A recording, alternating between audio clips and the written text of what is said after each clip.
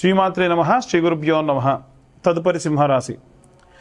సింహరాశి వారికి సంబంధించి ఈ యొక్క కాలసర్ప దోషానికి కేతువు మరియు కుజుడు ఈ సింహలగ్నంలోనే ఉన్నాడు కాబట్టి కాస్త సింహరాశి వారికి ఆరోగ్య సమస్యలు రావడము, మానసికమైనటువంటి ఆందోళన, నిద్రలేమితనము ఇట్లాంటి ఇబ్బందులు విపరీతంగా జరిగే అవకాశం ఉంది.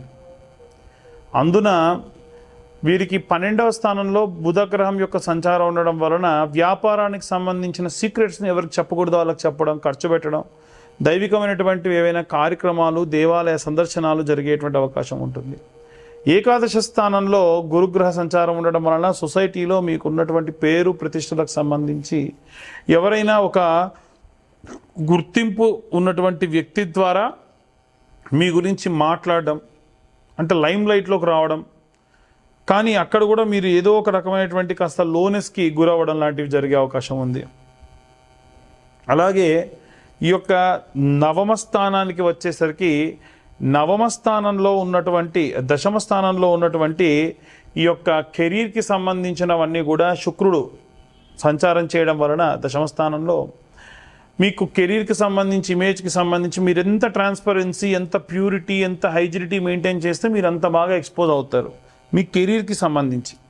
అలాగే సప్తమ స్థానానికి వచ్చేసరికి శని పాపగ్రహ సంచారం ఉచ్చస్థితిలో ఉన్నాడు కాబట్టి శని ఉచ్చస్థితిలో ఉన్న సమయంలో ఈ యొక్క పాపగ్రహ సంచారం అయినప్పటికీ మీ భార్యాభర్తల మధ్యలో మ్యారిటికల్ లైఫ్, మ్యారేజ్ కుదరడము, మ్యారేజ్కి సంబంధించినటువంటి పనులు మంచి పాజిటివ్ రెస్పాన్స్ రావడము, మధ్యలో మీరు కాస్త లో అవ్వడము, మీకు మీ భార్యకి మధ్యలో ఏవైనా చిన్న చిన్న గొడవలు లాంటివి రావడము, ఇవన్నీ కూడా సర్వసాధారణంగా వస్తూ ఉంటాయి. కంగారు పడాల్సినటువంటి అవసరమేమీ లేదు. వీలైనంత వరకు కూడా చాలా చాలా జాగ్రత్తగా మీరు అనుకునేటువంటి పనులన్నీ కూడా చేసుకుంటూ వెళ్తే చాలా చాలా మంచిది. అలాగే ఈ యొక్క 6వ స్థానానికి వచ్చేసరికి రాహు యొక్క సంచారం ఉంది. 6 అనేటువంటి స్థానమే డేంజర్. అది హెల్త్కి సంబంధించి, మీరు చేసేటువంటి సేవా దృక్పథానికి సంబంధించి, అంటే ఎవరికైనా డబ్బులు ఇవ్వాలనుకోవడం, ఇవ్వలేకపోవడం, సేవ చేయాలనుకోవడం, చేయలేకపోవడం, మాటల వరకే దాన్ని పరిమితం చేయడం లాంటి ఇబ్బందులు జరిగే అవకాశం ఉంటుంది. కాబట్టి వీలైనంత వరకు కూడా జాగ్రత్తగా ఉండాలి. అలాగే ఇవన్నీ కూడా గోచారరీత్యా చెప్పేటువంటి విషయంలో మాత్రమే. పూర్తిగా మీ జాతకం విశ్లేషణగా పూర్తిగా కావాలంటే 60 నుండి 70 పేజీల్లో జాతకం మీ దాకా అందించడం జరుగుతుంది. అలాగే ఈ నెలలో ఎవరైతే జాతకం చెప్పించుకుంటారో వారికి 2025 రూపాయలు తీసుకొని జాతకం చెప్పడము, ఆ జాతకం చెప్పించుకున్న వాళ్ళకి మన ఛానల్ సబ్స్క్రైబర్స్కి మాత్రమే ఈ యొక్క కరుంగాలి మాల ఉచితంగా ఇవ్వడం జరుగుతుంది. ఆసక్తి కలవారు కింద ఉన్న నెంబర్కి మెసేజ్ చేయండి, వీలైనంత వరకు కాల్ కంటే కూడా. ఇక అందరూ కూడా ఎలాంటి రెమెడీస్ తీసుకోవాలి, ఎలాంటి మంత్రపఠనం చేయాలనే విషయాన్ని ఇప్పుడు మనం తెలుసుకుందాం. ఇది జూలై నెలలో కాలసర్ప దోషానికి సంబంధించినటువంటి విషయం.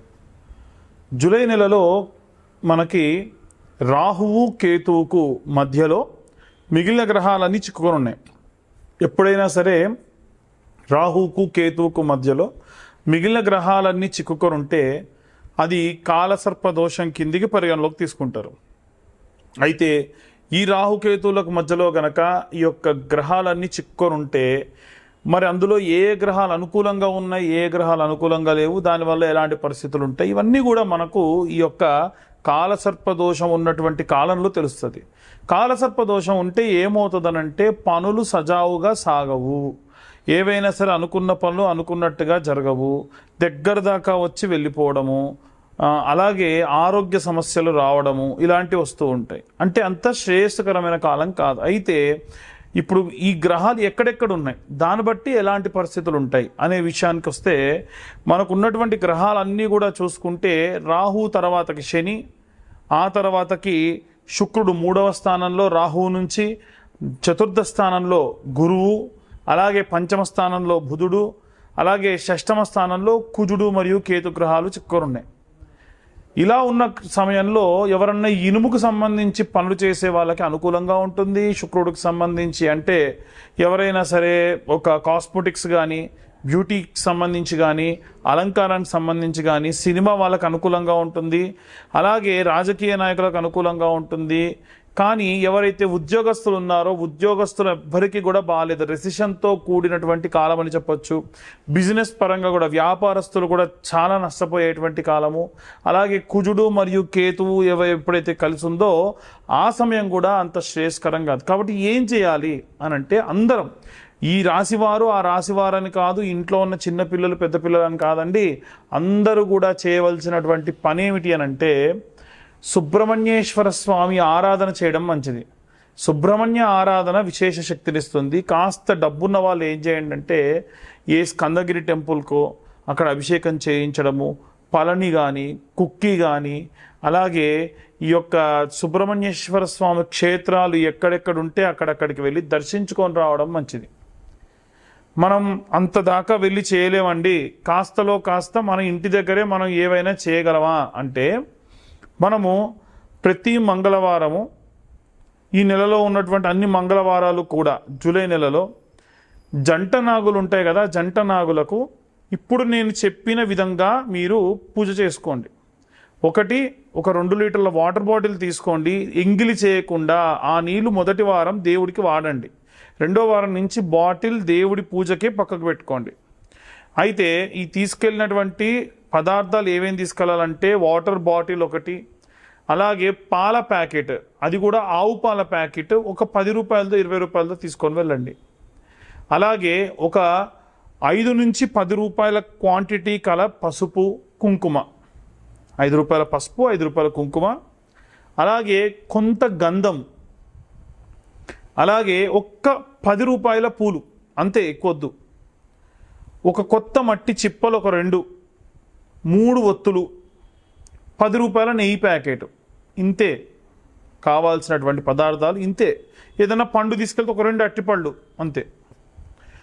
మొట్టమొదలు జంట నాగుల దగ్గరికి వెళ్ళి మనసులో ఈ పూజ చేసినంతసేపు కూడా ఓం నమో స్కందాయ నమః అన్న మంత్రం చెబుతూ ఆ నీళ్లను పోసి శుభ్రంగా తుడిచేసి ఆ శిలను సగం వరకు వాడుకొని, నీళ్లు మొత్తంగా పోయకూడదు, పాల ప్యాకెట్తోని పాలు పోయండి, ఆవు పాలు, తర్వాతకు మళ్ళీ నీళ్లు పోయండి, తర్వాతకి ఇంత చిన్న ఆకు కానీ పేపర్ ప్లేట్ కానీ తీసుకుని దాంట్లో పసుపు మరియు గంధము, పసుపు తక్కువ గంధం ఎక్కువ కలుపుకొని ఆ శిల మొత్తానికి కూడా చందన లేపనని రాయండి.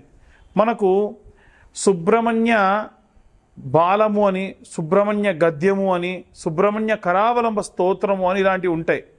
ఎవరన్నా చదవలేని వాళ్ళు ఈ కరావలంబ స్తోత్రం ఫోన్లో పెట్టేసుకొని మీ పక్కన పెట్టేసుకొని కేవలం ప్రతి పద్యానికి ఆఖరిలో శ్రీ సుబ్రహ్మణ్య కరావలంబం వల్లీసనాదమమదేహి కరావలంబం అన్న మంత్రం వస్తూ ఉంటుంది.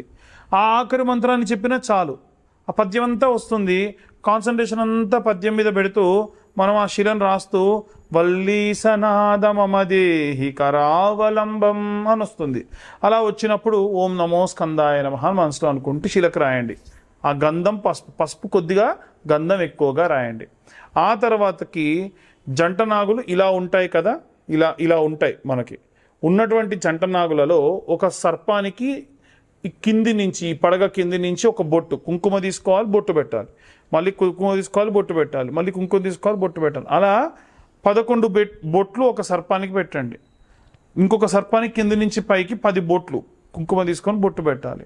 అలా స్వామివారి శరీరం పైన లేపనం చేసిన గంధాన్ని తీసుకొని చేతికి పెట్టుకొని, మీ పిల్లలు కూడా వచ్చారు మీతో పాటు, మీ ఆయన వచ్చారు, మీ ఆయనకు పెట్టండి, మీరు పెట్టుకోండి, మీరు ఇక్కడ రాసుకోండి, మీ పుస్తల తాడుకు పెట్టుకోండి, ఇంకొంచెం తీసుకెళ్తాను ఇంటికి తీసుకెళ్ళండి, ఇంట్లో ఉన్నటువంటి పసుపులోనో గంధంలోనో కలుపుకోండి, నిత్యం వాడుకోండి, చాలా మంచిది. ఇప్పుడు మీరు రాసిన తర్వాతకి ప్లేట్లో ఇంకొంచెం మిగిలింది ఇంటికి తీసుకెళ్ళండి, రోజు మీరు వాడుకోండి.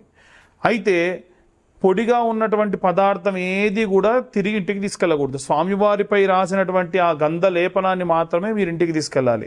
ఇదంతా అయిన తర్వాత, చాలామంది మొదలే దీపం వెలిగించమంటారు, అలా చేయకండి. అయిన తర్వాతకి దీపం వెలిగించాలి. 2 మట్టి ప్రమిదలు, ప్రతిసారి కొత్త మట్టి ప్రమిదలు, 2 మట్టి ప్రమిదలు, దాంట్లో ఒక 3 ఒత్తులు, 3 ఒత్తులు కలిపి ఒక ఒత్తి కింద చేంజ్ చేసి ఆవు నెయ్యి వేసి దీపం వెలిగించండి. ఆ తర్వాతకి 21 ప్రదక్షిణాలు చేయండి. ఇప్పుడు మొదటి వారం నుండి ప్రారంభించి 21 ప్రదక్షిణాలు ప్రతి వారం చేశారనుకోండి, 5 వారాలు ఉంటాయి. 5 వారాలు చేయాలి ఖచ్చితంగా. 5వ వారానికి వచ్చేసరికి మీరు ఎన్ని ప్రదక్షిణాలు చేసినట్టు అవుద్ది? 105 × 5 అంటే 21 × 5 అంటే 105 ప్రదక్షిణాలు చేసినట్టు అవుద్ది. ఆఖరి వారం 3 ప్రదక్షిణాలు ఎక్కువ చేయండి, 3 సార్లు బొట్టు ఎక్కువ పెట్టండి. దీనివలన మీరు పూర్తిగా 108 సార్లు ఈ యొక్క సుబ్రహ్మణ్యేశ్వర స్వామికి అంటే జంట నాగులకు ప్రదక్షిణ చేసిన దానితో సమానం. కాబట్టి విశేషంగా ఏదైనా సరే ఈ కాలసర్ప దోషానికి సంబంధించి నెల మొత్తానికి కూడా కాలసర్ప దోషం ఉంది కాబట్టి ఈ రకమైనటువంటి ఇబ్బందులు కలిగే అవకాశం ఉంటుంది. చాలా చాలా జాగ్రత్తగా ఈ యొక్క ప్రదక్షిణాలు చేసుకోండి. ఇలా చేయడం వల్ల విశేషంగా మీరు సత్ఫలితాలు పొందవచ్చు. ఇదంతా కూడా మేము గోచార రీత్యా చెప్పేటువంటి విషయములు మాత్రమే. చాలామందికి చాలా రకాల అనుమానాలు ఉంటాయి. అయితే మన ఛానల్ చూసే వాళ్ళు నేను బాగా వెరిఫై చేసిన తర్వాతకి తెలుసుకుంది ఏంటంటే, మారుమూల గ్రామాల వాళ్ళు, ఉదాహరణకు చెప్పాలనంటే ఒరిస్సా బార్డర్ వరకు, విజయనగరము, శ్రీకాకుళము, కర్నూలు, అలాగే కడప జిల్లాల్లో ఉన్నటువంటి వాళ్ళు, నల్లగొండ జిల్లాలో ఉన్నటువంటి వాళ్ళు, కృష్ణా జిల్లాలో ఉన్నటువంటి వాళ్ళు, తెలంగాణలో కూడా నిజామాబాద్, బైన్సా దాకా కూడా చాలామంది ఈ యొక్క వీడియోలు చూస్తూ ఉన్నారు.